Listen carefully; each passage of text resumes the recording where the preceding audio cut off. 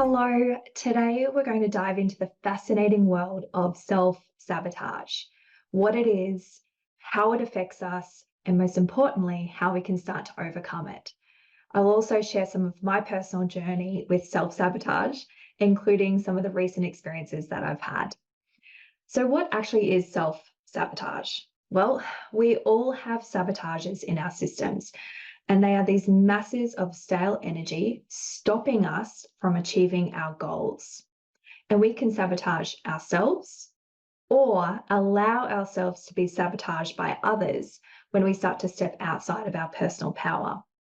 And we put sabotages in place for so many different reasons, for protection, perhaps lack of self esteem, to karmic reasons, to self belief reasons as well.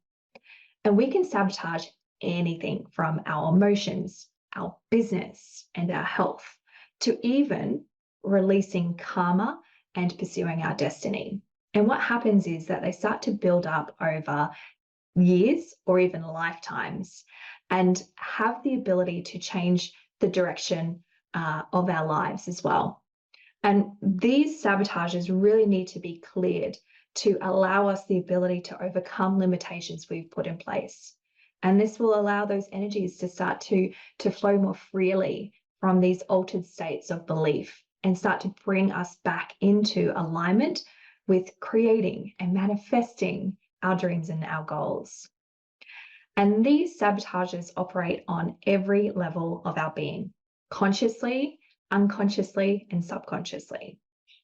And by using affirmations, by releasing karmic influences, and also somatically feeling these sabotages in our bodies are a couple powerful ways to change our systems on all levels and start to move our energies forward. And there are many, many forms of self-sabotage. Some of the big players that we may all know is procrastination, negative self-talk, and engaging in unhealthy habits. And the effects of self-sabotage are huge. It has a huge impact on us personally and professionally. And it could be leading us down the road of like being really unproductive. We might even miss some of those opportunities that might otherwise be a great and successful experience. And it can also damage our self-esteem. And I feel self-sabotage has a sneaky way of like creeping into our lives and creating a cycle of negativity that can really stop us from achieving our goals. So let's start to kind of break down how this actually happens in our bodies. The first one is negative thought patterns, right? So self-sabotage often stems from negative thought patterns that we've internalized over time. And these thoughts can include self-doubt, fear of failure, beliefs that we're not worthy of success. And when we continually start to entertain these negative thoughts in our mind, they become ingrained in our subconscious and they start to influence how we behave and what decisions we make. So picture this, like you've got this big goal that you're working towards, whether it's landing a new job, starting your own business, or even just getting healthier. But every time that you start to make progress, that little voice starts whispering doubts into your ear. It's like, you're not smart enough, or you'll never make it. Does it sound familiar? Because here's the kicker. When we start believing those negative thoughts, we end up sabotaging our own efforts. Maybe we procrastinate on important tasks, or we talk ourselves out of taking those risks that could lead to success. It's like we're standing in our own way without even realizing it. And the worst part is, the more we sabotage ourselves, the more we start to believe those negative thoughts are true. It becomes this vicious cycle of negativity that's really hard to break free from. Then we may start to experience these heightened levels of stress, anxiety, and that can just perpetuate that cycle.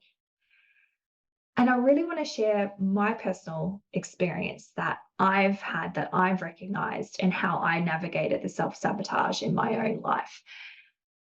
One thing that I have been doing recently is that I've been snacking on sugar lately, lots of sugar. And this behavior has come from me not feeling like I'm good enough, I'm fit enough, I'm smart enough. So I have been indulging in eating packaged sugary foods.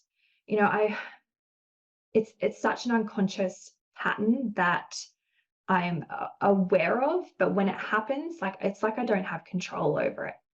And, I've been doing all the things to support myself. I've cleared my cupboard of all the sugary snacks. I'm exercising every day. I even got some hypnosis and a couple kinesiology sugar balances earlier in the year. But I've just been noticing that it's still happening unconsciously. And to the point where I'd actually find myself at the grocery store and getting something sugary when in fact I should just be getting something naturally good for my body. So it's a really like push and pull kind of feeling in my body and in my mind. So once I started to notice this sabotage behavior rearing its ugly head again, I started to pull out all my tools. The first thing that I did was I started to sit with my thoughts. And I realized that these thoughts were causing this huge fire in my chest. So that feeling of I'm not good enough, I'm not fit enough, I'm not smart enough is like all perpetuating in my chest area. And I started just to feel that. I sat with that thought, I sat with that sensation, and I started to move through it. And I got this crazy visual of my ancestors, right? It was my father's line. And it was a karmic pattern of not feeling like I could emotionally communicate what was going on in my world. And I realized it was my father's father's father. So this was stemming from my father's ancestral lineage.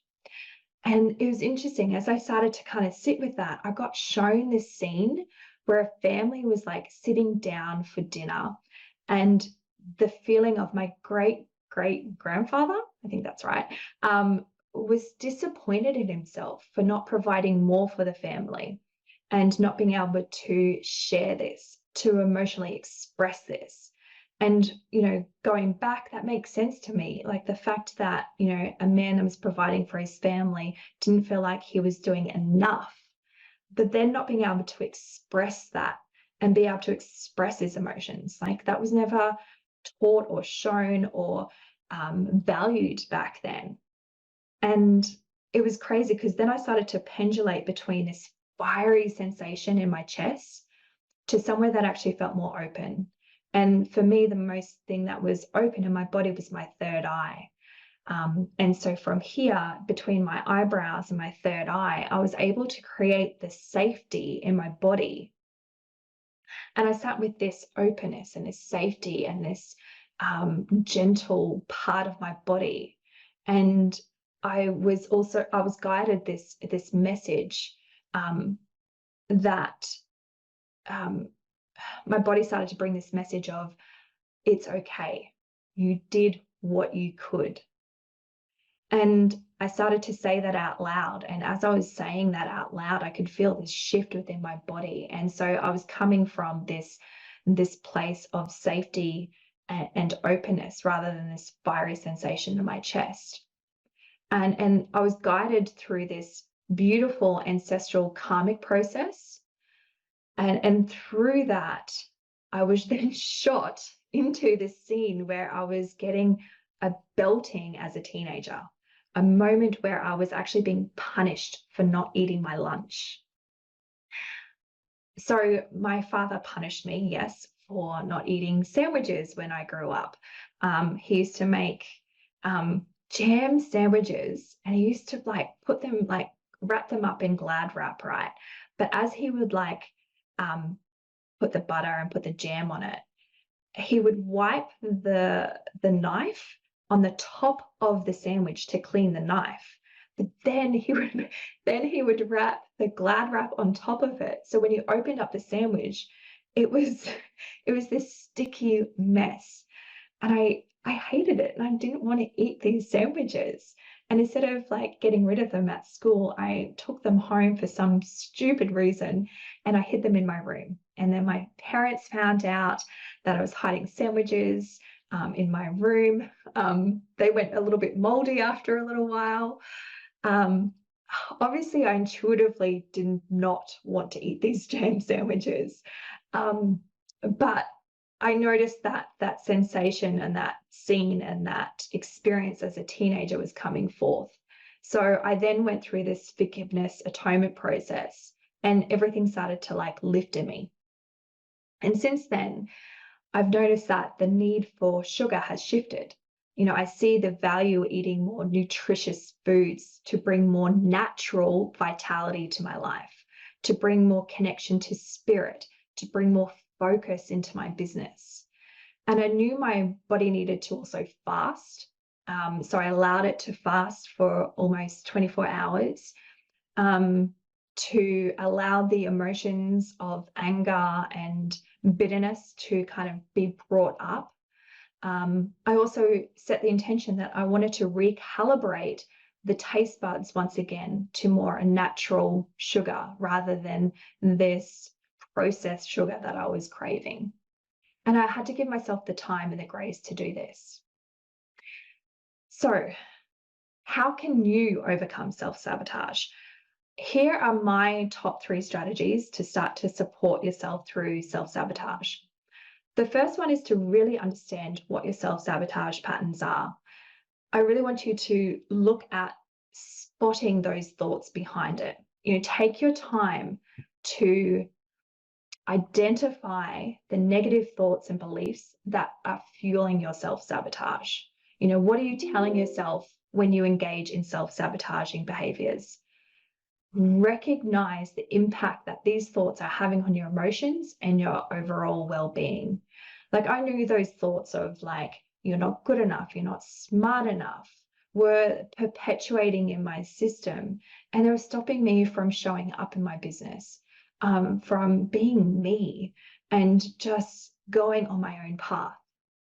So one of the exercises that you could do is that you could try this thought listing exercise, and I've got it outlined in my blog. And this process involves listing your thoughts, your feelings, and your needs, and providing actionable insights to navigate through your self-sabotage patterns confidently. And this is a very practical process that you can start to implement right now. It is very potent, it's very effective, and very easy to do. And I'll link this into the show notes so you can take a look at how that process works. The other thing that I wanted to share was to read or even listen to the book The Mountain Is You by Brianna West. I read this book a few years ago now, and this book is a must read for anyone looking to overcome self-destructive behaviors. It offers really practical strategies and insights for identifying and addressing self-sabotage. And she's really good at explaining and giving like these real life stories that you can start to relate to. And it starts to encourage you at the end of it to just embrace more self-compassion and mindfulness in your journey. Because once you start to develop these deeper understanding of yourself and practicing self-kindness, you can start to shift those self-sabotaging behaviors gently and slowly in your body. The other one that you could do is book a session with me. Getting personalized support with a professional. I offer personal sessions to support many in overcoming self-sabotage. And it's by that one-on-one guidance that we can start to explore some of your specific challenges, identify those triggers, and develop real actionable strategies specifically for you. And I think by having that accountability and that guidance is in your journey to overcome self-sabotage is really key, because together, we can start to navigate those complexities of your thoughts and your emotions and empower you to create that positive change that you're seeking. So I think by implementing some of these strategies that I've said before, is that you can start to take some of those proactive steps towards overcoming that self-sabotage and really cultivate a healthier mindset, a healthier way of operating in this world, free from those sabotages. And as you learn more about those different types of self-sabotage that are coming up and how they show up in your life, be gentle with yourself. So if you're tired of feeling stuck and ready to start making progress towards your goals, know that you're not alone. We've all been there. Hell, I've been there. You've heard my experience. But with a little awareness and support, we can start to break free from that cycle of self-sabotage and start living our best lives. Okay, hopefully you found this really helpful. Until next time, take care and see you soon.